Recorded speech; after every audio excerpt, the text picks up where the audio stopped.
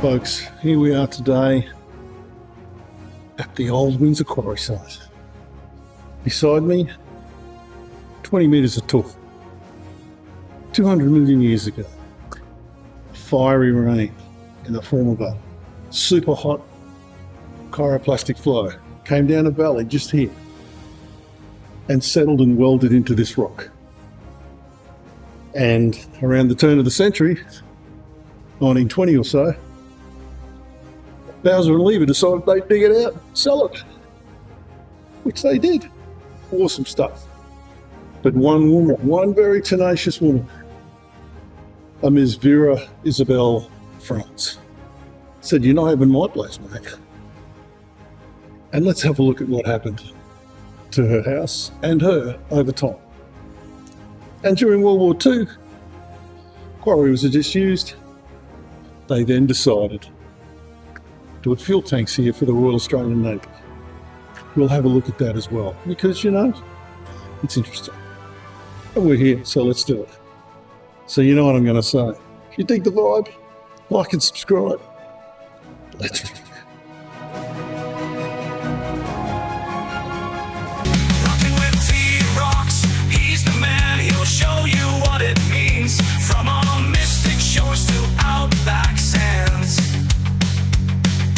Rocks, he's your guide to our ancient land.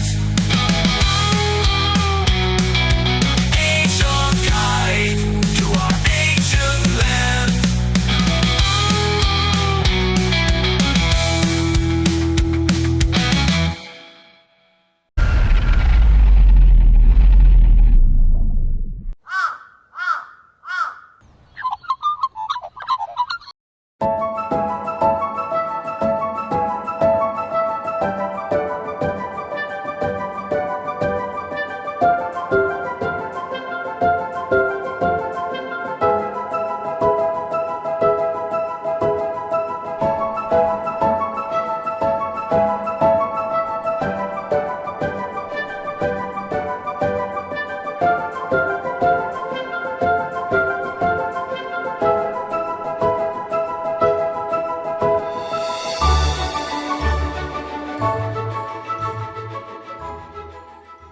Well, there we go, folks. We've just come out across the city to Windsor, and this is where we are today. This is where the quarry was, where this homemaker centre is now. And we're going to look at a lady who lived there, her amazing house. Look at that great rock wall at the back there, Rosemont Street. There's the Windsor Station down there. We're going to have a look at the oil tanks that were here during World War II, the pipeline that came from it and where it went, and the amazing lady, as I said before, who lived in a house in this quarry the whole time it was here, pretty much. Anyway, there's the city over there. Oh, did you catch the Olympic Stadium? Ha ha ha! Okay, let's have a look at this.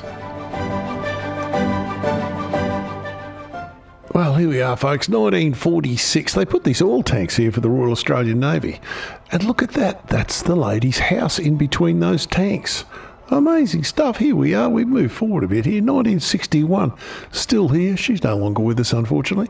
But the house is still there on the block in the quarry. It's amazing. Here we are. We've moved forward now to 1967. Oh, tanks are still there. A bit of an industry going on around there, but they're still there. And 1987, they're gone. They left in about 1986. Pulled it all out and they filled it in. They filled it in. Absolutely amazing. Let's have a look at this lady. Well, folks, here we are at Windsor. Back in 1840, Mrs. Vera Isabel France fell out of the window of her house, right here where I'm walking, 14 metres into a quarry, and survived. Let's talk more about her, because this is interesting. So this is what happens when you tell Bowser and Lever to stick your quarry up your bum. You end up living on an island, but we can do better than that. This is the T-Rocks channel. We can do amazing things with our system. We really can. Now, I did mention before she fell out of a window. Obviously, it wasn't on the toilet, but it was on this side of the house. And that's a long way down. Let's have a quick look in the aerial view. The house was actually right on the edge of the precipice, and the two windows were there. And here's the article from the Courier Mail. She survived. 40 feet, which is 13 metres. That's a long way down. She did eventually pass away, unfortunately. This is not her funeral, but it's one that looks probably like her funeral. And she passed away in 1949. So, yeah, she lived a little longer. But she did not die of any injuries related from her fall out the window. I don't know, what would you be doing leaning out a window with a drop like that there? So there you go. Well, let's go around the back and have a look at what's left of this quarry, because it is really quite interesting. Here's the back wall. You can go here. This is a public area. You can go here and just look at this rock. It's stunning. It really is. It's a long wall. I got here when the sun was on it because taking photography and whatever, but it's still pretty cool. I'll shut up for a while and let you just soak this in. It's a beautiful thing.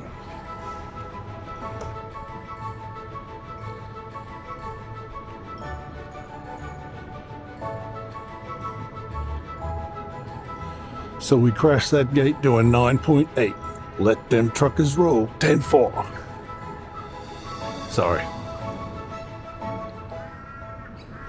Look at that wall there, how straight that is. If you have a look at those cracks in it, you'd think, oh, it's got some nice cracks going back into the wall. And it does. But they are not horizontal. They actually are sloped upwards, which means that whole piece can slide down. We'll have another look at that in a few minutes. First of all, let's have a look at the geology. This is the T-Rocks channel after all. Purple, Narrowly Fernvale Shale, light yellow, gravel, green, Brisbane, Tuff. Amazing stuff. That map's wrong, by the way. It goes right through the middle of Windsor Station. I could show it to you on the ground. The map's wrong there, but it isn't wrong in Rosemont Terrace there. And there's the railway line. We'll have a quick look at that railway bridge too, because I find that quite interesting. Let's have a look at some of the extent they've had to go to hold this stuff up. So you can see that fracture line is not horizontal. It's actually facing up the hill. That whole block can slide, and there are rock bolts all through it. As a matter of fact, there are rock bolts all through this wall because this stuff's coming down. It is just coming down at some stage. They don't use rock bolts. Are expensive to buy and they're expensive to install, and there are absolutely dozens and dozens of them here because these slabs are just going to come out. You can see some of these slabs are very over-centered there. Now, folks, this is right at the northern end of the Windsor Quarry, and I assure you, if you want to destroy a natural rock wall, just let plant roots get into it. You've got a paperbark tree up there, and these roots are just going in. They will just destroy this rock wall, and they are. So obviously they're probably planted by the people who make rock bolts, I would think. The great retaining walls in Brisbane, where I've said, hey, that looks like Windsor Tuff, because it probably is. A lot of those were built in the 20s and 30s. Lots of it here. I don't take it. A, it's not mine. And B, what the hell am I going to do with it? Even if you want a little bit of tuff, I'll snap you a piece. I don't think they'll miss a small piece here or there. Beautiful colour there. It really is. Folks, before we leave Windsor, this is a really big panorama from 1900, taken from Eildon Hill. And we're looking over towards Albion and Breakfast Creek. You can see the river in the background there. But in the foreground here, we got some interesting stuff, because the Enoggera railway line was finished in 1899. Well, this was built. There's the bridge with Lutwich Road going under it, and there's our house. That's Mrs. Francis' house before the quarry was dug. Amazing.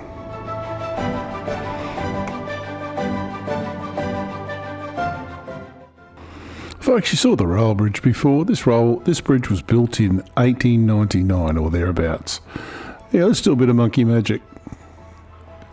You know, once you've learned how to do this, you just can't help but keep doing it. So this bridge was the original bridge. It was replaced with this bridge. You can see the original bridges there with those arched pedestrian ways back in the 1970s. And here's the new bridge today. Amazing stuff. They obviously built the new bridge next to the old bridge, but a couple of questions. Why is it built like this? It's two separate bridges, obviously, but why are they on two different levels? And any of you railway guys out there, and I'm not being facetious, I don't know, what are these damn things? I don't get it. You'll notice that when they rebuilt the track and relocated it, they chewed into Somerset Street pretty heavily. That was a street with a footpath on both sides. They obviously moved the line to the north. I think it's time to have a look at the oil tanks and the World War II stuff, because that's quite interesting as well. Hey folks, on the 16th of November 1939, during the lead up to World War II, the Royal Australian Navy compulsorily acquired this quarry to build this. A fuel depot. You see Mrs. Francis' house is still there. Keep an eye on that little building I keep putting a ring around. Here, I'll do it again. Keep your eye on that. We'll come back to that. They built a 13-inch steel pipeline all the way down to Maud Street to the wharves to fill their boats up with furnace fuel. And it worked beautifully. There were hundreds of boats, nearly 500 boats were filled up during the time. This is from 1936, so the pipeline hadn't been built yet. But yeah, over 500 boats were filled up, and the last fuel was drained out and filled up in a boat in 1972.